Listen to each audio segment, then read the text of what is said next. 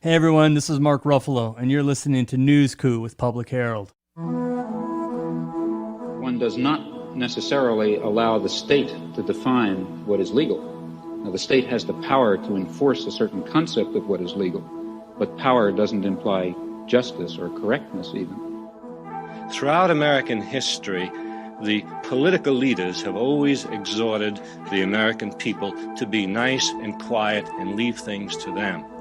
But when very serious evils confronted the American people, they had to go beyond the congressmen and the senators, and they had to commit civil disobedience, and they had even to break the law. This is newsCOUP, a Public Herald Studios production where we overthrow the status quo. I'm your host, Joshua Probanik, Editor-in-Chief at Public Herald, and today is episode 16, where we find out where the radioactive sites are that governments kept secret since the beginning of their 2016 study. Maybe I'm not clear on what you're asking for. You have a list of facilities where you have taken samples. So you want to know the location of every sample that was taken? Right, yes. I don't believe there is such a list, but I guess the question, if that's something, that's something we can try to look at what we have and see what it would take to, compile something like that. We don't actually have that. I guess we're not clear what that information, how that helps you. I'm not sure what you're trying to do, and you don't have to tell us what you're trying to do, but... Well, I think once I have the list, then maybe I could be a little bit more specific that, I would like, the data collected from this facility or that facility. That was a Public Herald recording from a phone call in 2014 where a source is talking to Kim Childs from the DEP and trying to get the information that we're releasing today, which are the names and locations of where DEP studied the radioactivity from fracking.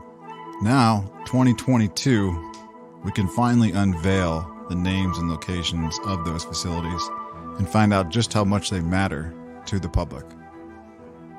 And it's important to keep in mind that the story today is dealing with sampling results that were not taken in 2016, but rather were taken in 2013, studied, and then released in 2016.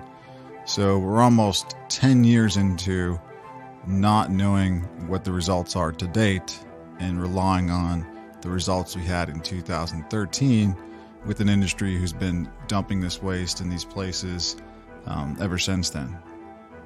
This story would not have been possible without the continued support of our patrons at Patreon.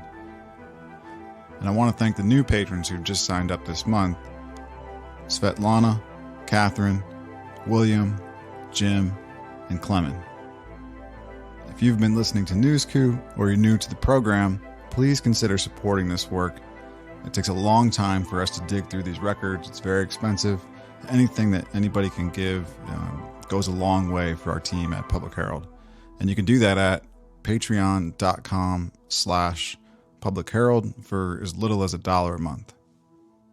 If you do, you'll get access to exclusive interviews like the one that we're going to release this week with Earth Justice attorney Megan Hunter. That hour-long interview will be accessible to any patron of Public Herald, and we dig into the legal possibilities of T-norm for states like Ohio and Pennsylvania, and whether or not you can sue under the Clean Water Act, what that would look like, and other potential legal possibilities that aren't getting much airtime right now.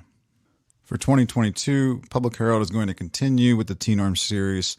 We're going to get pretty grainy about the details happening at the private facilities across the state who are treating T-norm, about the results that we're seeing from different studies that are happening across the state, and from a court case that Public Herald is involved in where the state is trying to stop a township, that is Grant Township, from banning this radioactive waste in their community and stopping it from being dumped underground into an injection well where it threatens their water supply. 2 people at Public Herald have been deposed in that case by both the attorneys at the DEP and the oil and gas attorneys who are working together to try and stop Grant Township from enforcing their home rule law that bans this practice. That story can be found in our documentary Invisible Hand, where we cover the rights of nature movement and communities struggling to deal with the impact from corporations, especially oil and gas corporations. If you haven't seen that yet, it's currently playing at the Wild and Scenic Film Festival up until January 24th. After that, it will be at the Colorado Environmental Film Festival. Both places have excellent films available. I highly recommend you go in there to check it out, but you can also find it at invisiblehandfilm.com. For today's story, the lead author, Jake Conley, is actually a senior in journalism in Virginia and is doing amazing research and work on this TNORM issue and quickly becoming one of the premier authors on TNORM. He and another Public Herald intern, Elijah Labby, took the data that we got from DEP, compiled it into these spreadsheets, checked everything off, made this map, and have created a tremendous asset for the public in regards to where this radioactive waste is in the state right now and what information the state has and has not acted on. With that, we'll hand this episode off to Jake Conley, who's going to read straight from the story, beginning with the title.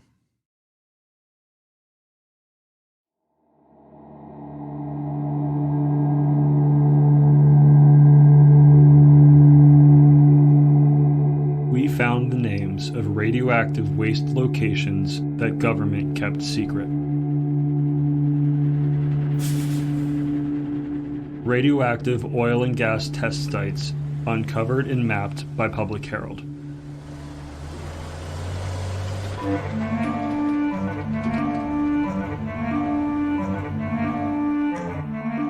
For about 6 years, the Pennsylvania Department of Environmental Protection, the DEP, has obscured the radioactive hazards of oil and gas operations. Ever since the 2016 release of its study on oil and gas TNORM, technologically enhanced, naturally occurring radioactive material, the DEP has kept the names and locations of where radioactive waste was detected a secret and told the general public there was little to worry about.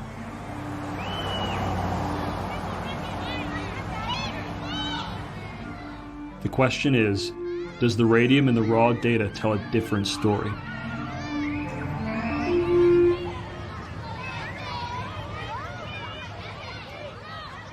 When the department chose not to release the names of the 144 locations tested in the 2016 study, it blocked the public's ability to make place-based, local decisions about potential threats from TNORM. Now, for the first time, all 144 names and locations are being released by the team at Public Herald. We've mapped the landfills, centralized waste treatment facilities, publicly owned treatment works, zero liquid discharge facilities, brine-treated roads, well pads, and their test results for radium from the DEP's study.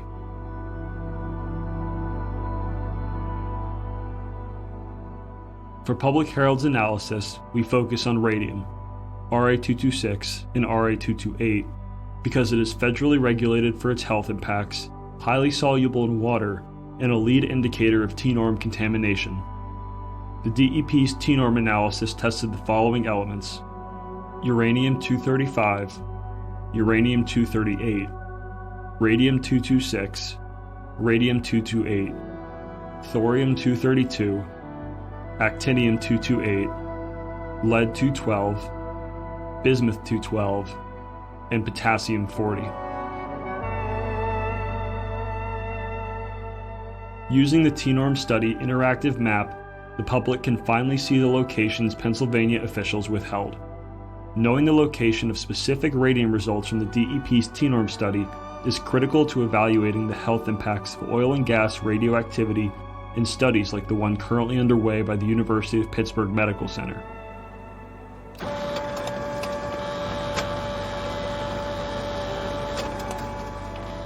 The DEP's TNORM study's locational data was released to Public Herald by the DEP in July 2021 following a right-to-know request and a subsequent appeal to the Pennsylvania Office of Open Records after the department provided Public Herald with an incomplete set of information.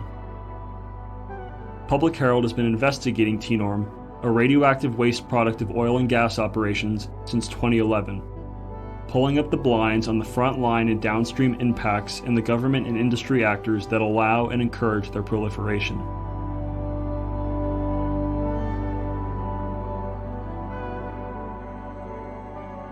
Public Herald's Pennsylvania TNOR map provides the premier interface with which to visually review the radium data from the DEP's TNORM study. Our team organized all 144 locations tested into 6 categories, each represented by a unique icon on the map. When hovered over, icons on the map, corresponding to the legend, will provide the name of that facility and a sample of that specific facility's radium data. The Layers button in the top left of the map window allows the user to add an overlay of Pennsylvania's watersheds, which are shared with neighboring states and communities downstream. The bottom of the map also has a link to the full data set containing all data on radium collected during the DEP's TNORM study. This spreadsheet is composed of 4 sheets, accessible by tabs at the bottom of the screen. One for the 3 kinds of wastewater treatment facilities, CWTs, POTWs, and ZLDs, one for landfills, another for roads that received, quote, beneficial reuse, end quote, brine treatment, and one for well pads.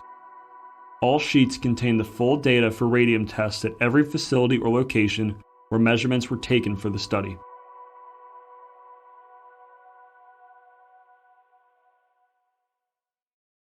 The real story on radioactivity. When the DEP released its TNORM study in 2016, it told the public, quote, there is little potential for harm to workers or the public from radiation exposure due to oil and gas development, end quote. In September 2021, at a legislative policy hearing on closing the state's loophole for radioactive oil and gas waste, DEP Oil and Gas Deputy Secretary Scott Perry stated, I don't think any other state has done more to monitor and address this issue. But while safety and due diligence are the messages the DEP continues to push, the reality of Public Herald investigations from the DEP's own data is one of mass contamination of the environment and risk to Pennsylvania's drinking water and public health.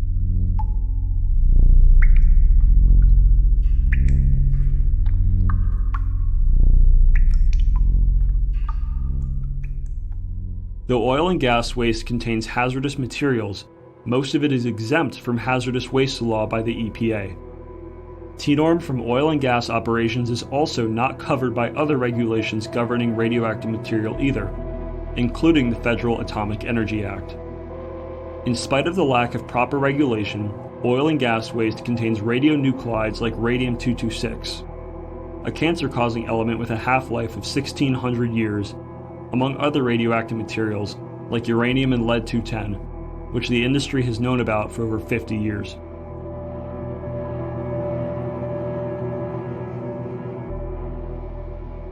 The EPA's maximum allowed concentration of radium-226 for safe drinking water is just 5 picocuries per liter. Many of the results from the DEP's TNORM study, including ones for waste being dumped into rivers, greatly exceed the EPA's safety standard. What the TNORM study raw data shows is that Pennsylvania's citizens are living among larger quantities of oil and gas radioactivity than officials have let on.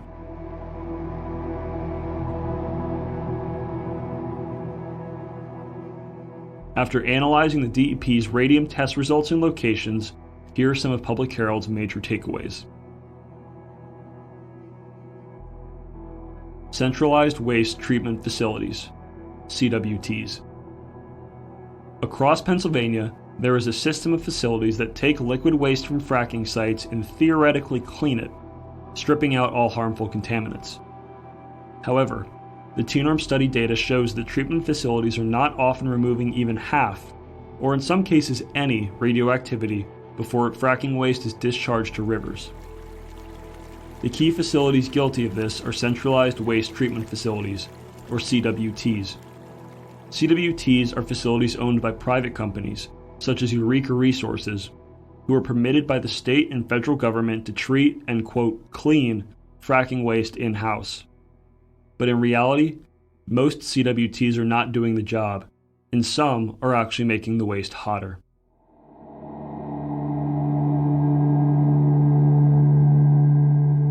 At 3 facilities in the DEP's T-norm study, oil and gas wastewater tested higher on average for radium levels after treatment.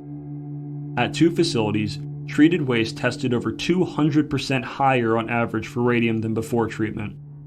McCutcheon Enterprises in Apollo, Armstrong County, and Covanta in Newcastle, Lawrence County. Only 5 CWTs were able to remove on average over 50% of the radioactivity, and only 2 out of 11 facilities managed to cut down radium on average by more than 90%. That means that radioactive wastewater coming in is still radioactive after treatment and being discharged to rivers at levels far above drinking water standards. And it's all being permitted by the DEP.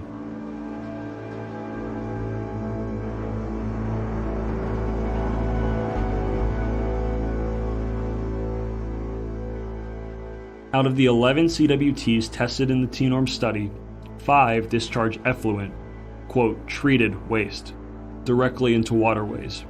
Another 5 are permitted to send their effluent to POTWs that discharge into waterways. The final destination of effluent from the last facility is unknown, but it could be going to injection wells for final disposal or to other companies for industry reuse.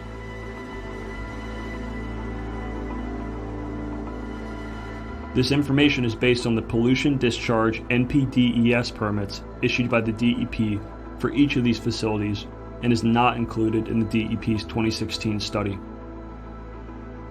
The DEP's T-norm study itself states, quote, radium was routinely detected in all sample types with little difference between influent and effluent or between filtered and unfiltered results, end quote. Effluent is the, quote, treated final product going out of treatment facilities. Influent is the raw wastewater coming in. However, the DEP has buried this fact from its press materials about the study and failed to study the impacts occurring as a result of their findings. For context, the EPA noted in its own 2018 study on fracking that, quote, CWT facilities treating oil and gas wastewater and discharging to surface waters have direct and measurable impacts on downstream surface waters and sediment, end quote.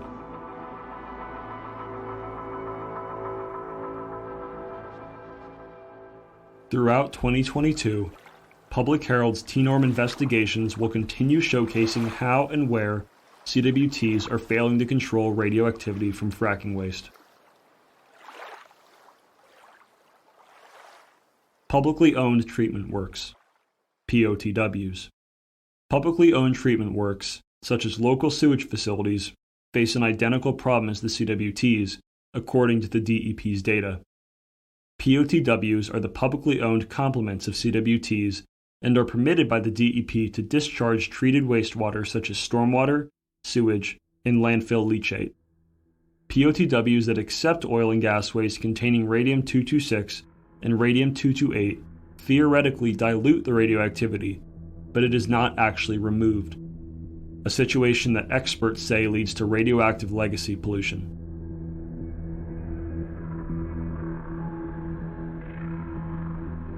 Since both radium-226 and radium-228 are water-soluble, these radionuclides leach out of oil and gas waste sitting in landfills after it rains, creating a new liquid waste stream called leachate. According to Public Herald reports, nearly all landfill leachate in Pennsylvania is sent to POTWs that, in most cases, cannot filter out radioactive material before discharge to public waterways. The EPA confirms this in its 2018 study. Quote, treatment processes at POTWs are not effective at removing all types of pollutants in oil and gas wastewater, end quote. The raw data from the DEP's T-norm study confirms this as well. The POTWs tested in the DEP T-norm study that are accepting oil and gas wastewater only lowered the radium content on average by 9.3% to 69%. Even though Reynoldsville POTW in Jefferson County was able to lower radium by 69% on average, its effluent waste for discharge still contained 138 picocuries per liter of radium. Reynoldsville discharges into local streams: Sandy Lick Creek, Pitch Pine Run, and Soldier Run.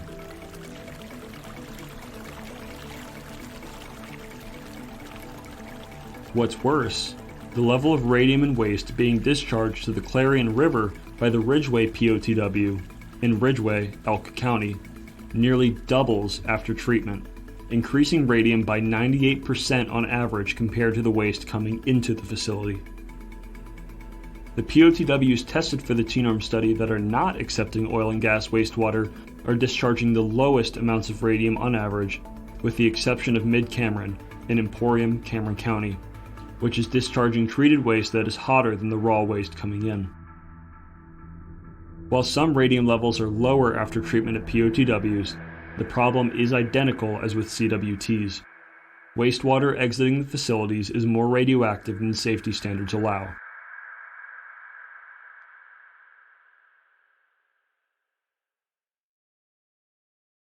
In the TNORM study itself, the DEP recognizes a visceral environmental impact from POTWs that accept oil and gas waste. There is a radiological environmental impact to soil from the sediments from POTWIs. POTWIs are facilities that accept oil and gas waste. But again, the DEP buried this lead in its public statements about the study. Megan Hunter, a senior attorney with the environmental legal firm Earth Justice, explained in an interview with Public Herald how one lawsuit against a POTW and CWT in Ohio illustrated the way this wastewater shuttling system can easily break down.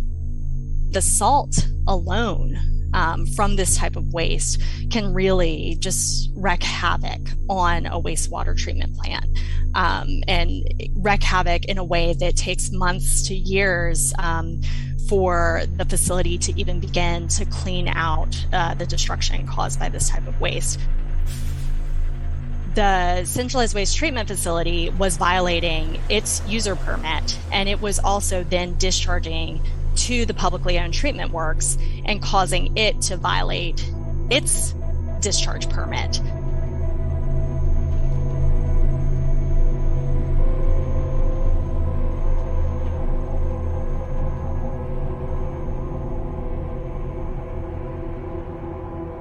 Zero Liquid Discharge Facilities, ZLDs. The threat of radioactive harm continues even at facilities not discharging wastewater effluent, in this case, zero liquid discharge facilities. The raw data in the DEP's TNORM study is yet again clear. ZLDs are radioactive waste sites. The data shows ZLDs, which use distillation and chemicals to process fracking waste for reuse, often clocking levels of radioactivity in the thousands of picocuries per liter. And even though they aren't discharging waste into waterways, the waste is trucked along public roads to other sites. Out of the ZLDs tested in the DEP TNORM study, half of them failed to remove even 50% of the radium from oil and gas wastewater on average, and 2 outputted waste even more radioactive than what came in. Filtered waste at Hydro Recovery ZLD in Blossburg, Tioga County, showed an average 7.4% increase in radium. Elevated results there reached an average 11,800 picocuries per liter. Also, filtered waste at Reserved Environmental Services in Mount Pleasant, Westmoreland County, increased over 10% in radium on average while at the facility, to an average of over 5,000 picocuries per liter. The DEP's TNORM study states, quote, "Radium was routinely detected in all liquid influent and effluent sample types with an approximate 50% difference between influent and effluent, but little difference between filtered and unfiltered results." End quote.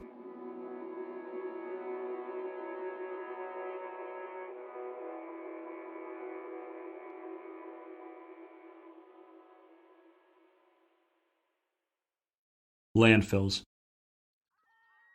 Across the landscape in Pennsylvania, the mapped radium data shows DEP permits have created mountains of radioactivity in the form of landfills accepting thousands of tons of oil and gas waste, some within close proximity to homes, neighborhoods, school districts, and other municipal areas, and the radioactivity increases by the year. Dr. Julie Wetherington Rice, a soil scientist and adjunct professor for Ohio State University, is clear about the danger these mountains and state-sanctioned practices pose. This is a permanent reactor near your house, and it will always be a reactor because the waste got pooled together. And it will make as much radon and radium today as it will tomorrow, and the next day, and the next day, and 30 years from now, and 100 years from now, and 500 years from now. While it's a naturally occurring material, when you concentrate it, you create a reactor.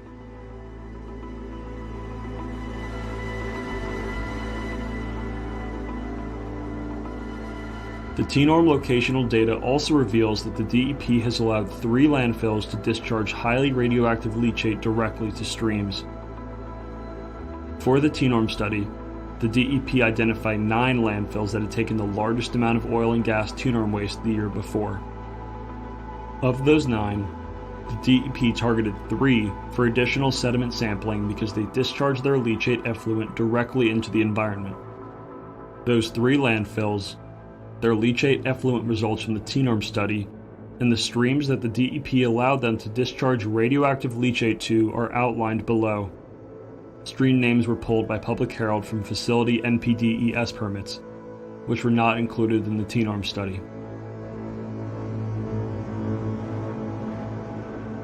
McKean County Landfill in Kane, McKean County, discharging 378 picocuries per liter of radium-226 to Little Sicily Run. Green Tree Landfill in Kersey, Elk County, discharging 136 picocuries per liter of radium-226 to Little Toby Creek. And Seneca Landfill in Evans City, Butler County, discharging 123 picocuries per liter of radium-226 to Connoquenessing Creek.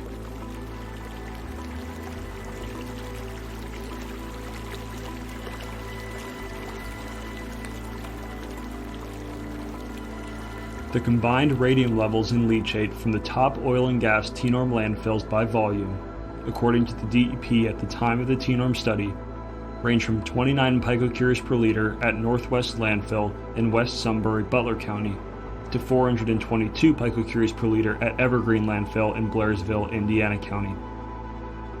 For a previous investigation, Public Herald asked the DEP where the leachate from each landfill accepting oil and gas waste ends up, but so far, the department has only disclosed where 34% of it is going. The destination of the remaining 66% of leachate remains unknown. Why? The DEP is not tracking how much TNORM is leaving landfills and being discharged to waterways through POTW facilities. The DEP says this transaction is, quote, private between the two entities, the landfill and the POTW facility.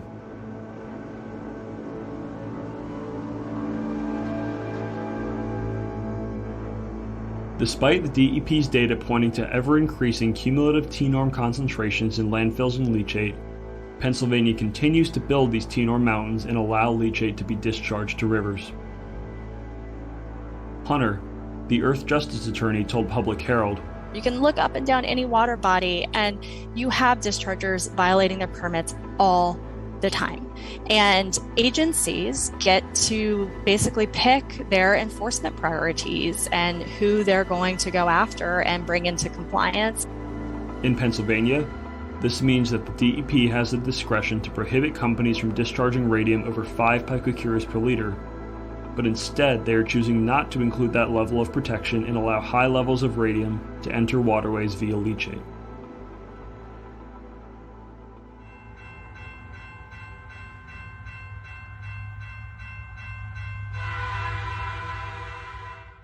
Road locations. Brine, another liquid waste from oil and gas operations, has historically been spread on roads across Pennsylvania as a dust suppressant and de-icer, creating yet another pathway for radioactive oil and gas waste to potentially harm the environment. The TNORM study test results are broken into 2 categories, quote, road biased soil, and quote, reference background road. Theoretically, the background samples are meant to establish a baseline level of radium to compare with road soil samples from areas where brine has been spread. Unfortunately, The background samples are largely useless and cannot be used as a baseline comparison for roads with known brine treatment because the, quote, background sections of road could have been treated with brine as well, as the DEP notes in the TNORM study.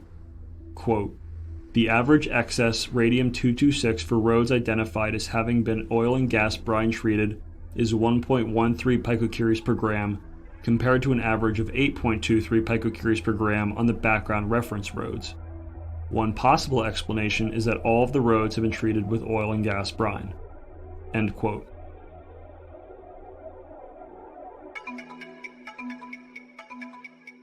Because all road soil and background samples from the TNORM study are from areas of potential or known spreading, we focused on the combined radium results as a whole, which ranged from less than 1 picocurie per gram to over 74 picocuries per gram. For context, the EPA recommends that radium-contaminated sites are cleaned up until there is only 5 picocuries per gram left in soil.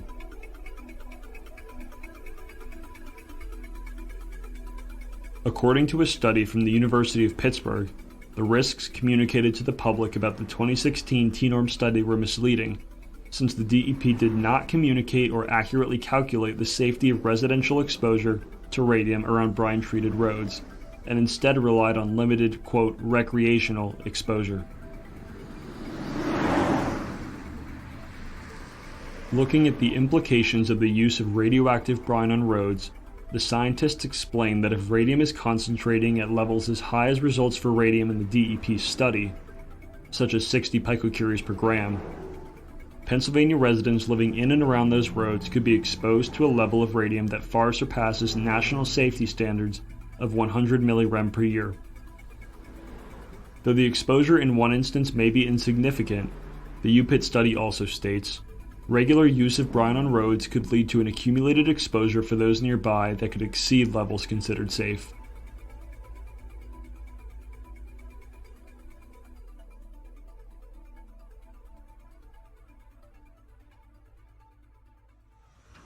Well pads. Oil and gas well sites produce several types of waste, all of which can contain TNORM. Out of the well sites surveyed in the DEP's TNORM study, the average level of radium-226 in drilling fluids was 2,990 picocuries per liter. In fracturing fluid, the average level was 5,287.81 picocuries per liter. And in flowback fluid, the average was 8,489 picocuries per liter.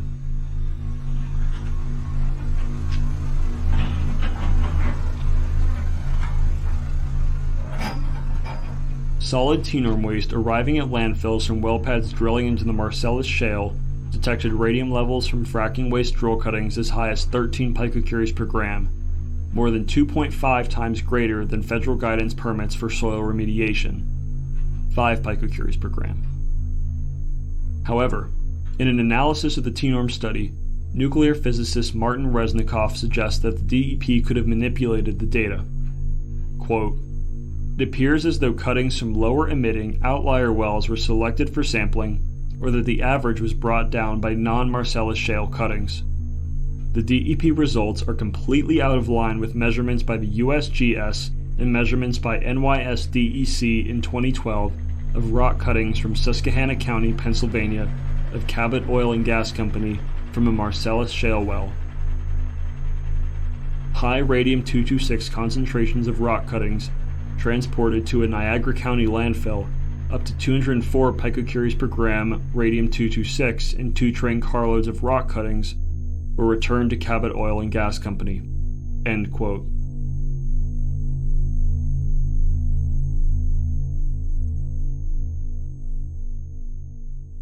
Knowing the levels of radioactivity coming out of specific locations from the TNORM study helps us understand who may be at increased risk of exposure near these particular well sites. But Pennsylvania has hundreds of thousands of oil and gas wells, some of which are leaking. According to the DEP's 2020 annual report, Pennsylvania has over 30,000 active wells, 12,096 documented orphaned and abandoned wells, and approximately 200,000 undocumented orphaned and abandoned wells. Historically, Pennsylvania has allowed companies to bury drill cuttings on site and hold liquid waste in pits that have leaked into soil and groundwater. All of these sites likely contain some measure of radioactivity, as noted by the industry itself. In 1982, the American Petroleum Institute commissioned a report which states, quote, "Almost all materials of interest and use to the petroleum industry contain measurable quantities of radionuclides that reside finally in process equipment, product streams, or waste. It is reasonable to consider all oil and gas sites, whether for production or waste disposal, contain radioactive material." End quote.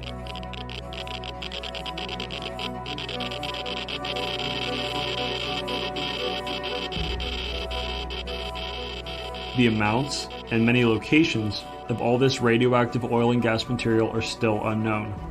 Meanwhile, Pennsylvania continues to permit new oil and gas sites by the hundreds every year.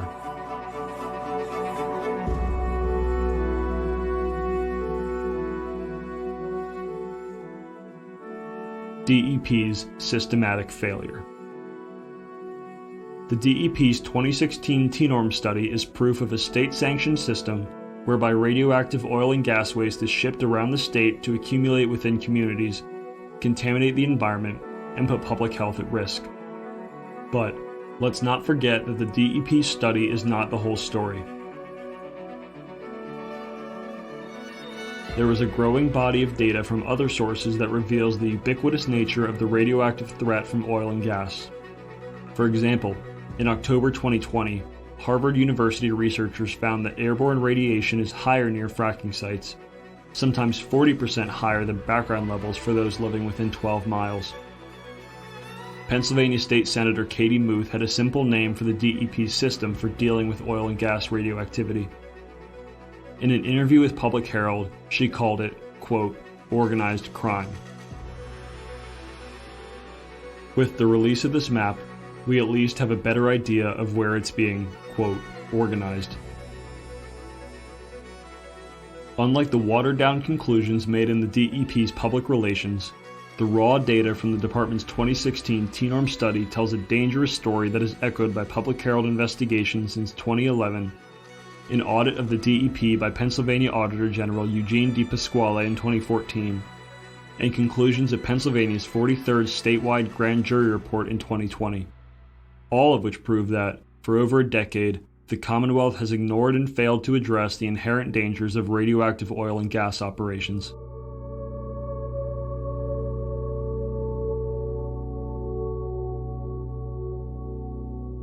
According to Megan Hunter at Earth Justice, parallel problems exist at the national level and across other state agencies and governments. In 2019, EPA they did the review, and they again determined that everything was fine. We don't need any new regulations. But one thing that they cited to in that determination again and again was, this lack of data regarding harm done by oil and gas waste and regarding radioactivity in oil and gas waste. So that's something that we're hearing again and again by agencies, and they've used it as an excuse for failing to do anything. When Hunter looked at Public Herald's TNORM map for this report, her reaction was simple. There's just so much work to be done.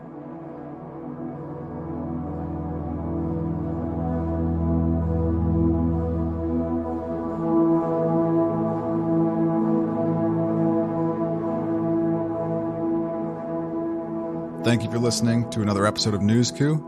If you stayed with us the whole time, we hope that you subscribe to us on any of your favorite podcast channels. And if you can, try and leave us a rating there. It really helps to get these shows moved around and get this story at the forefront of what's happening to the environment and to the climate, from a substance that's going to last 1,600 years in our environment. And also, if you haven't yet, find us on YouTube. Go to youtube.com/Public Herald because we're going to be releasing some new episodes, new broadcasts from newsCOUP on that channel, and you're not going to want to miss that. And if you have questions about TNORM or comments, you can find us on Twitter at Public Herald, or you can try and email us through the website. Our team is always looking for new tips, new stories from people who are in this field, workers who may know information that we don't know, state officials who know information we don't know. We're here to listen and protect you as a source and get your story out there. And today's story was made possible by our TNORM team. We had Jay Conley as the lead author, myself and Melissa Troutman as the editors. We had contributions from journalist Elijah Labby, contributions from Manasvi Bantua and Theon Lee, the new film interns at Public Herald Studios. Photojournalist Nina Berman. We heard music from Heavy Color from the Invisible Hand soundtrack, and this podcast was engineered by the wizard, Andrew Geller. Thank you for listening to another episode of newsCOUP. I'm your host, Joshua Pravanik, and we'll see you at the next story.